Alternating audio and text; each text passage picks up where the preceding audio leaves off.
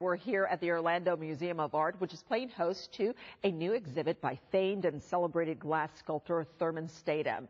It's called Stories of the New World, and it spans 6,000 square feet with a dazzling display of light and color and 13 tons of glass. And the artist himself is joining me now, Thurman Statham. And Thurman, thank you for sharing your exhibit with us. It's beautiful. Thank you very much.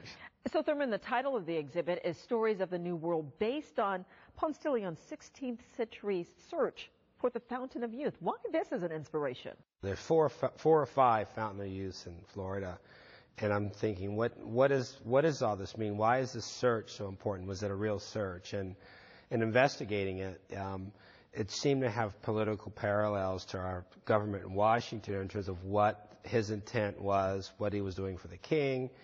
But the one thing I noticed, regardless of what their intent was that the world changed with the discovery of the New World.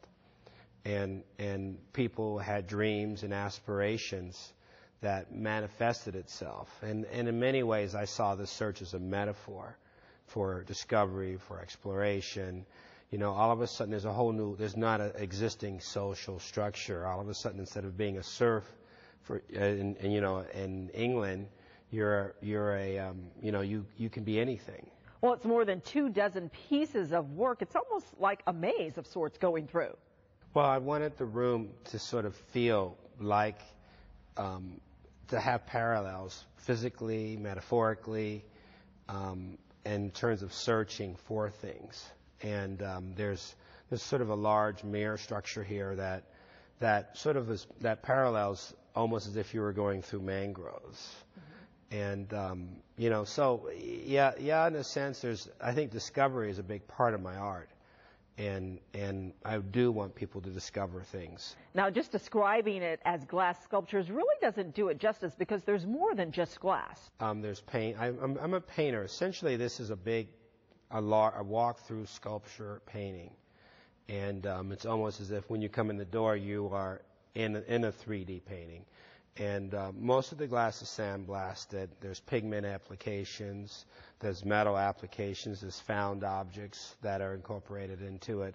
I just used sort of basic hardware store techniques of glass cutting and using silicone that people use in their houses to construct this work. So is this the largest installation that you've done? And if so, how long did it take you to get it up and running? It's the most comprehensive. I've actually been afforded the chance to work in larger spaces, but not conceptually as comprehensive and not as thorough in the fabrication.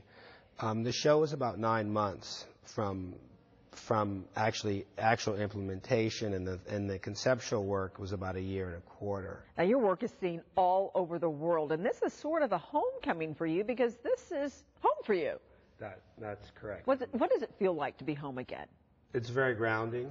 I mean, a big part of the work is about, and one of the gifts of the work is being able to visit family, being able to sort of redefine what home is here.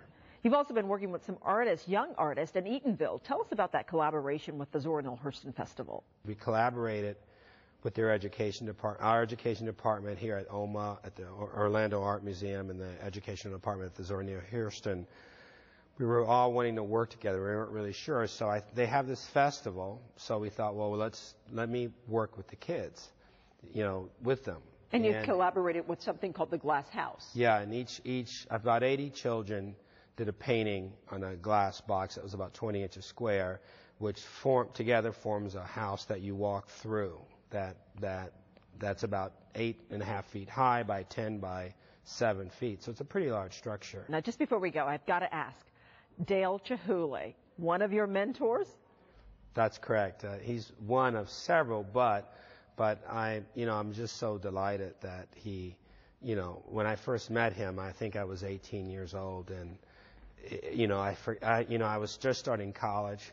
I meet the guy. The next thing you know, I'm graduating. The guy is one of the most empowering teachers I've ever worked with. With so many mirrors around, are you superstitious? And have you broken any glass? Actually, not as much as what you might think, But I think the fragility of it, the hardness of it, the translucency of it, I like the the work to feel like a memory. And glass seemed to be an appropriate canvas for that.